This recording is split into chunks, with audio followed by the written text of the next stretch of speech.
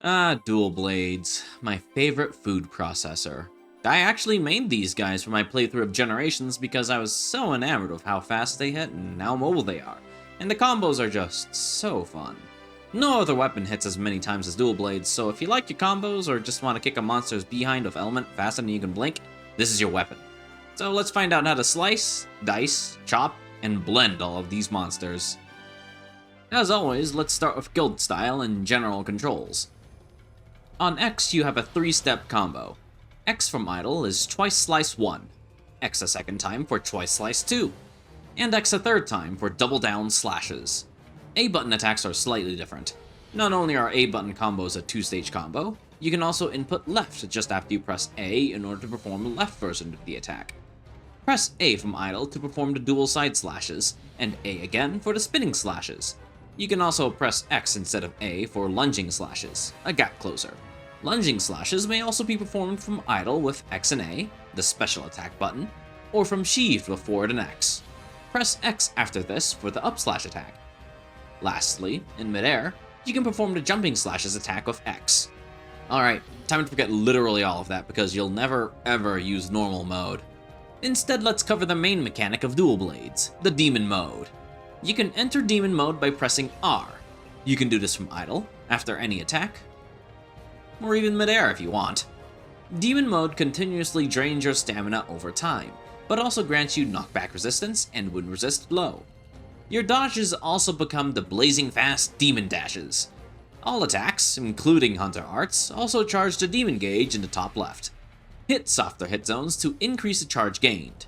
The demon gauge always slowly depletes over time, but fully charging the demon gauge causes it to flash, enhancing your normal state into the Archdemon mode. This basically gives you some demon mode attacks without continuously draining stamina. If you can't pay the stamina cost to maintain demon mode, then you'll automatically exit it. This only happens if you're idle though, so if you're in a pinch and trying to max out the demon gauge, you can keep comboing to try and max it out. Just don't get put in a bad position because of this. You won't be able to dodge because, well, you're out of stamina, so make absolutely sure you're safe before committing to this. You can also cancel out of demon mode by pressing R, but monsters can also cancel you out of demon mode a few different ways.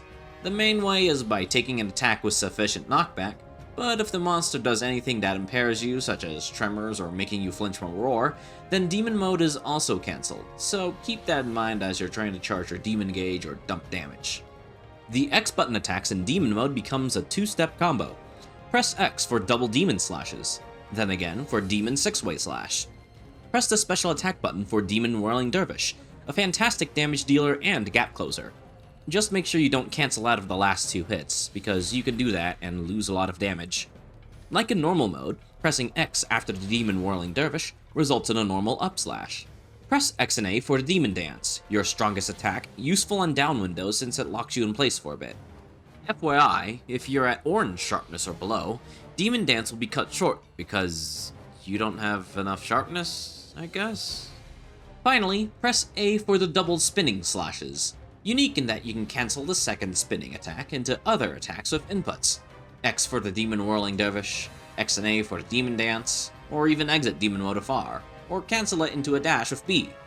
While in midair, you can press X for jumping demon slashes, or press R to cancel demon mode.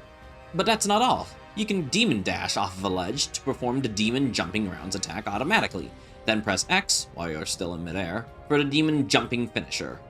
Let's cover the Archdemon mode attacks, your bread and butter for the neutral game. Your normal roll is enhanced to the demon dash, consuming a bit of the demon gauge to perform. X's 3-step combo is still the same, but A is slightly changed. You still have the side slashes, but the spinning slash turns into arc spinning slashes, draining a bit of the demon gauge to perform, but having the same functionality as in demon mode.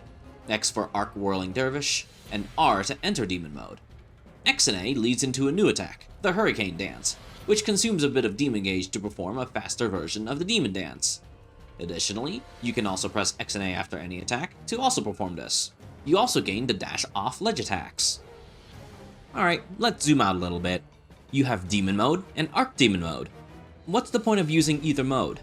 Demon Mode allows you to dump more damage with its stronger Demon Dance and a slightly stronger Whirling Dervish, at the cost of being more committal to attacks and also burning your stamina while you do so. Archdemon mode lets you chain multiple hurricane dances together in quick succession, or quickly poke at monsters with the Whirling Dervish if you can't chain them, all while you just eat Demon Gauge rather than stamina. It's almost like I'm talking about Switch Axe. I should also mention the uses of Demon Dance versus Whirling Dervish. A not so obvious difference, aside from the damage and commitment differences, is the fact that the Whirling Dervish does force movement from your hunter. The Whirling Dervish is a good damage tool, and can be used instead of Demon Dance because it's much less of a commitment to use it. But you may end up just spinning past good hit zones when you could have used Demon Dance instead and did more damage without moving. Try to find ways to make you stick onto the monster while spinning around for maximum effectiveness. Of course, if you don't want to move, but want to deal damage in a small window, throw out a one-button attack. That'll do you good. Finally, let's mention the fact that DBs do have innate Razor Sharp, which is mainly how your sharpness isn't obliterated instantly. Half its hits do not consume sharpness, but do keep in mind that Razor Sharp is still a staple skill on all except for the most blessed of dual blades. Alright, if you didn't catch a lot of that, that's okay because we're moving into combos now. To effectively charge up your Demon Gauge, use double spinning slashes, then cancel the first into the Whirling Dervish. Follow up with additional X attacks if you want to, or cancel out of Demon mode if an attack is incoming. Your bread and butter combo in Demon mode is the simple Demon Dervishing combo. Whirling Dervish, up slash, then if you have the window, double Demon Slashes into 6-way slash. The important bit is facing the right direction such that the up slash lands afterwards. This combo practically does everything, so keep it in mind. If you instead don't need to move, try cancelling the double spinning slash into a Demon Dance instead, to simultaneously dump damage and charge Demon Gauge on an opening. Finally, try the fast Hurricane Dance combo to rapidly dump damage if you have enough Demon Gauge. Twice slice 1, Hurricane Dance, then optionally insert Whirling Dervish into up slash. Next in line is Striker. Striker's main thing is the removal of the Demon Gauge, removing all of your Archdemon mode attacks. What you gain is the ability to cancel out of Demon Dance's end lag much more quickly, and the classic third art slot. You may also notice that I didn't mention anything regarding the Whirling Dervish.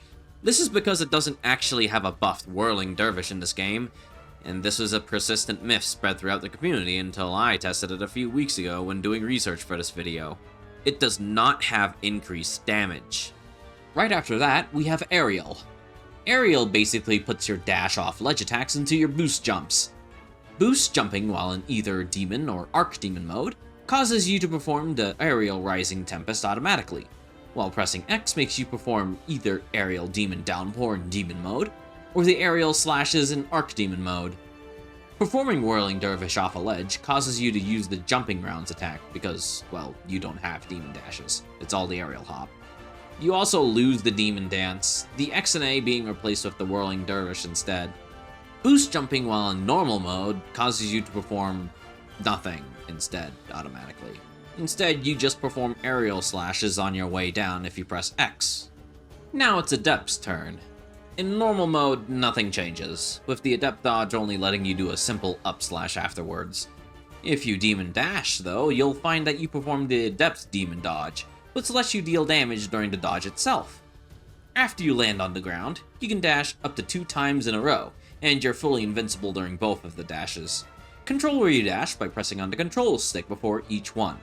You may also opt to cancel the dashes by pressing X and performing up slash, letting you choose between 0, 1, or 2 dashes to reposition.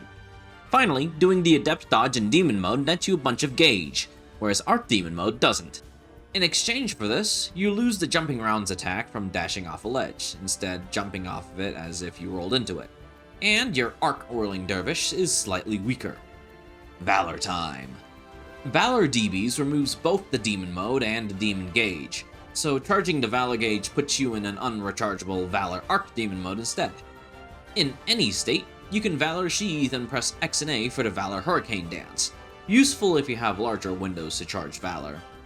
Additionally, when you press R, you perform the Valor Demon Dash, quickly dashing in a direction and draining stamina along the way, rather than entering Demon mode. Outside of Valor state, pressing X after Valor Sheath gets you a Valor Lunging Slash attack, ideal for poking in small windows. While Valor state is active, X from Valor Sheath instead goes into a Valor Whirling Dervish. Double down slashes goes into Valor 6-way slash, and X and A after any attack lets you perform the Valor True Demon Dance, consuming stamina while you're performing the attack. Also, your Valor Demon Dash gains a guard point. This guard point is unique in that it activates when being hit by any attack, even normally unguardable ones. And on activation, you perform the Valor Scouring Slash, which restores sharpness while dealing damage simultaneously. After the Scouring Slash, you can perform a Whirling Dervish with A, or simple up slash with X. Let's talk about some Valor combos. Need to gap close and charge Valor at the same time? Try the Valor Lunge and Charge. Valor Sheath, Valor Lunging Slashes, up slash, Valor Sheath, Valor Hurricane Dance. This is best used on large windows, such as downs. Also try the Valor Scouring Spins combo. First, Valor Demon Dash into an attack, and perform Valor Scouring Slash. Then follow it up with Whirling Dervish into up slash. This is your bread and butter counter for many monsters. It deals damage, restores sharpness, and provides mobility with the ability to redirect Whirling Dervish in any direction. Moving on to Alchemy now. Unlike Striker, Alchemy retains the Demon Gauge, but pays for it in that it loses access to Whirling Dervish in Demon or Archdemon mode. Instead, you perform lunging slashes, like you had in 3U. Additionally, double spinning slashes cannot be cancelled into different attacks. Hurricane Dance also cannot be performed normally, instead being used after twice slice 2 in place of double down slashes. Both Hurricane Dance and Demon Dance boost your Alchemy gauge, and like always, you can perform an Alchemy Barrel Sheath by rolling forward and pressing R and Y. Let's review these styles' effectiveness. Striker DBs are generally considered the best at a cost. See, it is really strong, but having to go in and out of Demon mode constantly is a mild bummer, and you can't Demon Dash around like you can with Archdemon mode. People solve this problem by just drinking Mega Dash juices. This consumable gives you infinite stamina for 6 whole ass minutes. Now, before you get ahead of yourself, you should know that it ticks down twice as fast if you stay in Demon mode with it, lasting for 3 minutes instead. Still, only having to pay a small item tax to pack up 2 of DB's generally solid Hunter Arts along with Absolute Readiness is pretty great. A step below Striker comes Adept and Valor. Adept used to be pretty broken in Gen, but now you actually have to return to Demon mode once in a while to recharge your Demon gauge. The Adept dodge packs quite a punch, and because you attack during the dash itself, it can be easier to use than other Adept weapons. The skill expression here is interesting as well. You can perform up to 2 dashes, allowing you to reposition wherever you want, or letting you dodge multiple times in short succession if you cut them short. Valor is on the same power level. Its main draw being sharpness maintenance with its scouring slashes means that Absolute Readiness is more or less optional, and it's easier to maintain sharpness on things like the Elder Frost dual blades. Also, since you can't go into Demon mode, it means you can ditch Mega Dash juices. Not that I would know, I never use them anyway. Guild is a step down in power. You can think of it as a weaker Striker, mainly thanks to the laggier Demon Dance and 1 less art slot. It's kinda nice if you prefer not using Mega Dash juices though, since it does retain Archdemon mode. Alchemy's loss of Whirling Dervish has a big impact. Sure, it has 3 HA slots like Striker, but also has the Demon Gauge for Archdemon mode. But the Whirling Dervish is pretty powerful, and your Hurricane Dance being restricted as the last move of a combo makes it much less useful. Finally, Aerial is bad. Oddly enough, its boost jump attacks have the same damage as the normal dash off ledge attacks, which if you're familiar with SNS, definitely rings a bell. The loss of the Demon Dance in exchange for basically letting you do the jumping rounds and finisher whenever you boost jump off of monsters is not a good trade deal. And this is even before you consider you have 1 art slot. Fantastic. At least you can aim the Demon Downpour. That's a really small compensation for the loss of your biggest damage dealer. Let's discuss DB Hunter Arts now. Bloodwind unleashes the true power of Spin to Win while dashing around multiple times.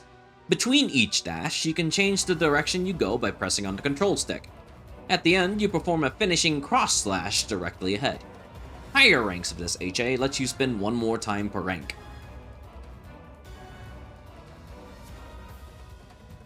Aerial Slam makes you dash in a direction. Dashing into a ledge or climbable surface launches yourself off of it while spinning. Connect to a monster while spinning, and you jump high into the air before bringing down your blades powerfully, dealing damage and mounting damage. Higher ranks of this HA causes you to jump higher before attacking. Wolf's Maw unleashes your inner Goro Majima after channeling for a short time. While buffed, some of your attacks hit twice with reduced attack, element, and status. This buff also affects Hunter Arts. Higher ranks increase both duration and the second hit's damage. Spiral Slice launches you forward. Connect with a monster's weak spot during this time to drill into it, dealing several smaller hits before ending with a spinning finisher. Time for Hunter Art analysis. Let's kick it off with the wolf in the room. Wolf's Maw is one of the most powerful buffs in the entire game, effectively being an additional 30% damage modifier. This is in contrast to things such as Lance's Enraged Guard or Adrenaline +2, which only boost attack. Wolf's Maw boosts both attack and element, translating to an immense boost to your damage output. However, there are more than a few caveats to keep in mind. Most obviously, Wolf's Maw is the most expensive HA in the game, only being tied with the extremely underwhelming Brimstone Slash. This means that against weaker monsters or in multiplayer, this Hunter Art may only come up just before the monster dies, which turns Wolf's Maw into more of a dog's bark. Second, Wolf's Maw does not affect all hits, only some. So in effect, that means the actual damage boost is not near 30%. I'd test which hits actually activate on Wolf's Maw, but that's way too much time and effort for me. Just to rely on the sound effects to tell which hits Wolf's Maw is boosting. Of course, despite the downsides, Wolf's Maw kicks some serious ass, so it should be a default pick. If you also really want to maul about it, you can opt to take lower ranks of this for slightly faster charges. Spiral Slice is fantastic, being a giant damage dump focused onto a single weak spot. However, if the monster isn't down or likes to move around a bunch, then you'll often end a spin early, and you can also find yourself missing the finisher sometimes, which can be frustrating. Still, the leap takes you forward a bunch, so if you find that the monster is leaving itself open from a distance, try burning a Spiral Slice to gap close and deal damage, like a better Whirling Dervish. Bloodwind is a formidable Hunter Art, but it moves you around a lot, which can be a pain on monsters with small or generally static weak spots. It's still pretty powerful if you can land most of your hits on the good spots, or if you can stick yourself in the monster so that you don't actually move around as much. Also, keep in mind that it's a good idea to actually use other ranks of this Hunter Art depending on the length of the downed window you get. Shorter the window, lower the rank, and try to land that finisher. Aerial Slam, like the name would imply, is bad. In a world where the two other attack HAs have no or minimal conditions for use, Aerial Slam comes in like your estranged parents after you won the lottery and immediately asks you for an unreasonable condition. Being near a ledge, or even more rarely, a climbable wall. Sure, it both charges quickly and is a big damage dump, and also packs mounting damage, but good luck actually making all the conditions line up. You have to have the monster standing by a ledge, not actively attacking so you can get in all the hits, therefore making the short charge time much less useful. Not to mention, for maximum damage you have to accurately hit the weak spot. And at this point you're wondering why you aren't running the other better HAs that don't ask for nearly as many conditions. So how does one progress through the game with dual blades? There are 3 big paths you can take depending on the level of investment you want to put in. The fastest path is the same as the other Blade Master weapons. Petrified daggers into obsidian daggers into elder daggers. Focused on minimal farming at the cost of individual hunts taking somewhat longer. Armor-wise, it's Buja into Senator, mandatory for dual blades given its razor sharp requirement, into Rathmix, into high-rank Rathmix, into Sena Cross. We'll cover the other 2 slightly more intense paths together. Just keep in mind that you'll either want to elementally specialize on a per matchup basis, or just bludgeon monsters with the highest raw DB you have available at that point. In low rank, the Petrified Daggers are useful through the middle of the rank, gaining green sharpness in Village 3. Before then, Great Macau's dual piercers are the earliest dual blades with green sharpness, with twin daggers having slightly more green sharpness. Don't forget to pick up the Buja armor set in Village 2. Lagombi's Snow Slicers are also useful throughout the entire game, despite ice matchups being very few and far between. The biggest reason to craft these is to beat down Nebelsnarf, which gives quite a few people trouble.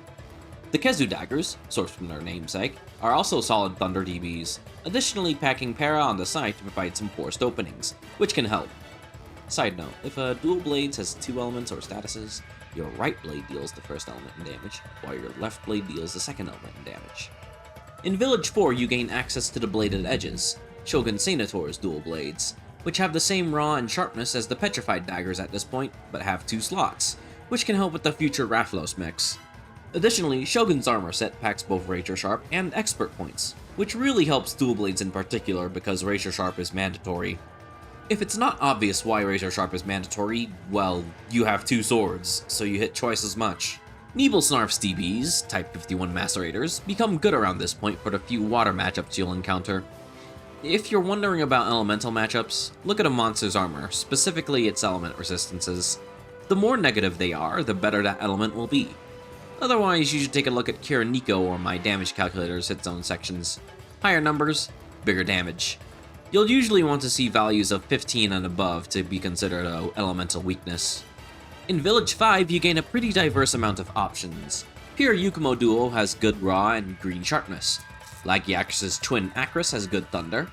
Mizutsune's Morning Dawn for similar reasons. And Rathalos' Twin Flames for good fire. Also pick up his armor set or mix set. I recommend the mix set in particular because Razor Sharp is just that good. Finishing off low rank with Village 6, you got Tigrex's dual blades, Rex Slicers, for blue sharpness and big raw. Glavenus' Smoldering Cities provide a good transition through high rank, and Usurper's Fulgur for better green sharpness and raw than Laggy's dual blades. Leading into high rank, the Obsidian dual blades get good starting at level 3, and will be useful throughout the middle of high rank. As mentioned, Smoldering Cities will continue to be your fire DBs of choice, leading into Twin Flames in Village 8, then Agonactor's Flamestorm in Village 9. Water will flip between Morning Dawn and Ecclesiarch Cutlasses, while Astalos' Twin Bolts will be useful through the middle of high rank, swapping to Usurper's Fulgur or Twin Acris. Ice is weird. Gyaprey Claws will be your opening choice, swapping to Snow Slicers in Village 8 for the rest of high rank. Armor choice is straightforward, with Sena S in Village 8 leading into high rank Rathalos in Village 9, providing both the full set and the mix set. Village 10 by itself doesn't provide many upgrades. The real draw is from Hub 7 with its access to hyper materials. Kirin Bolts are the main go-tos for Thunder matchups with its fantastic white sharpness, Thunder, and 2 slots, while Mizutsune's Evening Dusk hits pretty hard in water matchups. After Hub Diablos, the remaining elemental options open up. Hellblade DBs will be your pseudo-raw option, having good sharpness, good raw, and bonus blast to bludgeon your way through many matchups. Your best fire DBs will be Agonactor's Salamanders, while your best ice DBs for those extremely niche ice matchups will be Silhouette Sabers. I hope you like grinding worn weapons. But otherwise, I'd just stick to murdering Nebelsnarf and Nadrala with Hellblade DBs. Oh, right, your armor options. As always, Silver Rathalos is set or Hyasol for the completionists, but otherwise I'd stick to the Rathalos mix. Moving on into G rank, we got the classic Elder Daggers for transitioning. Yes, the white sharpness is bad, but when Capcom dangles a 260 raw weapon in front of your face, you can't not take it. If you're also willing to grab some elemental DBs, you got Royal Udroff's Double Drop and Lagombi's Snow Sisters, which upgrade into the best endgame ice option. In G2, Wyvern Lovers opens up as your fire option, with Kezu's Guards for the thunder option. Oh, and don't forget about Senator Cross for armor. It'll be your best bet for taking on the rest of G rank with Weakness Exploit gemmed in. For Lao, your choice will be Dragonstar Husul, the Valstrax DBs, which also upgrade into one of the 2 endgame Dragon DB choices. You should really make a specialized set for it so you can just Demon Dance at its crotch all day. In G3, Glavenus' Smoldering Kingdoms as well as Mizutsune's Evening Dusk become available. After unlocking G3 Hypers, your Kirin Bolts receive its G-Rank updates, so that'll be your main Thunder option. Also, Celtis Queens' Gyro Wedges outdo Evening Dusk here, so if you want to grab those, it's there. Going into G4, the Oyama Axes become your raw choice with the massive 350 raw and white sharpness. And the Wunder Kirins become available with Rajang materials, which just so happen to be a good choice for fighting Al-Ka and is one of your endgame Thunder choices. Alright, I know that was a lot, but now we're endgame, so let's discuss DB skill needs. Being fast-hitting weapons, DBs love to value weapons with long lengths of high sharpnesses. Despite having innate Razor Sharp itself is still a staple skill on all except for the most blessed of DBs, with up to sharpness +2 being taken on specific weapons as well. After this, it's your standard affinity boosting skills, but with a twist. You can opt to take the specific elemental attack ups, such as fire attack plus 2 or ice attack plus 2 on the appropriate weapons. Bear in mind that you can just opt to take full affinity instead of the elemental attack if you want. It's a bunch of complicated math that varies per monster, but in general you can take the elemental skills on matchups with less good raw hit zones, such as Nebelsnarf, Chameleos, or Gravios. Don't forget Elemental Crit. On DBs, Elemental Crit boosts your element by 35% on a critical hit. So if your affinity is already great, Elemental Crit tends to also be a great option. To be clear, if you need either sharpness skill on your DB, it's usually really hard to get elemental skills and crit skills together. DBs, in the end, still deal a majority of their damage with raw attack power, and it's easier to get normal crit skills in this game. There's also Repeat Offender, which is real easy to get the full 30% affinity on, because if you don't land more than 5 hits in 5 seconds with Dual Blades, you're not playing Dual Blades. But Weakness Exploit is still better a vast majority of the time.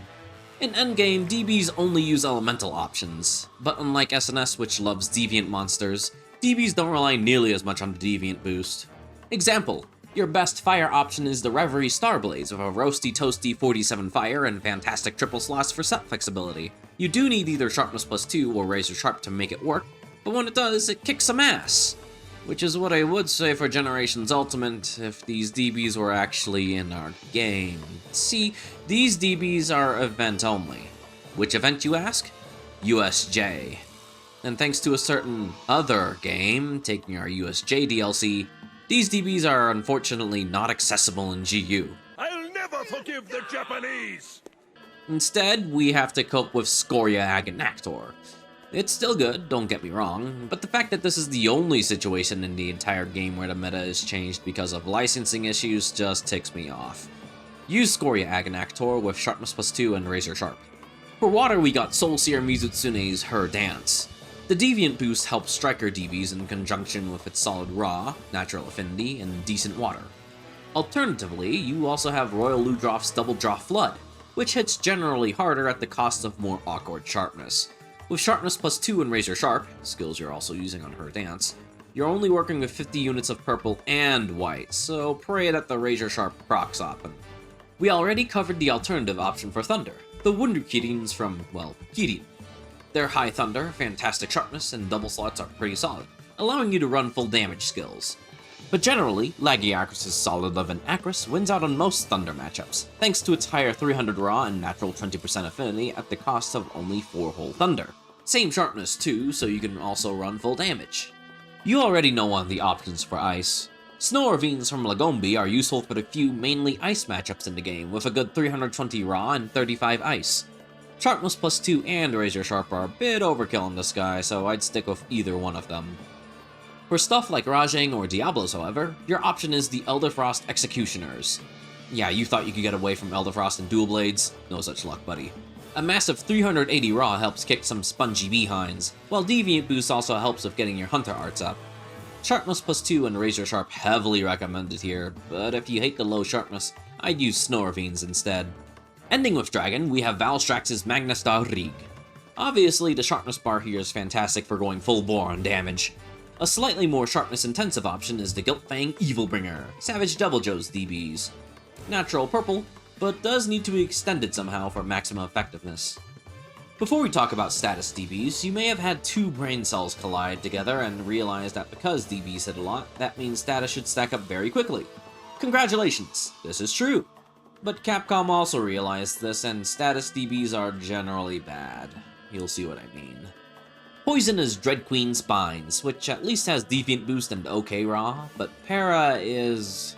It's either the aggressively terrible Feline and Malinx++ with a whopping 230 Raw, or if you want to actually contribute to your hunts, Kezu's Bloodwind Scards with both Thunder and Para, with an actually usable 310 Raw. Next for Sleep, you'll find that the pub mistress is outing herself as a filthy status DB user with the Cher Ultime. Yes, despite the split Sleep and Poison status on this DB, the other options, which I won't show on screen, are either the also split Plesioff DBs or the aggressively bad Addled Beers, which only have 4 Sleep. So this is your Sleep option. Fantastic. Finally for Blast, we got Hellblade's Scorched Slicers, packing a solid 300 raw with 25 Blast. Best used in multi-monster hunts with no shared weakness. Dual blades are pretty fun to play in GU, mainly thanks to its 3 good HAs. We don't talk about aerial slam. Striker forcing you to use Mega Dash juices is kind of an annoyance, but it at least rewards good play by letting you stay in demon mode forever as long as you don't get hit. But if you hate spinning around for the 500th time, the other styles are also mostly fine, with the exception of the always disappointing aerial, but come on, Capcom set that bar themselves. DBs are also not the fastest thing on the planet in terms of kill times, but man, when you hear the sound effects on Wolf's Maw, it just awakens something in you. That is, if spinning into the monster constantly and going sicko mode 24/7 didn't already appeal to you. You have the best mobility in the game. You just need to figure out how to maximize your damage uptime on monsters. Do that and you'll easily cut them to ribbons. Now go forth and turn into a blender on them monsters.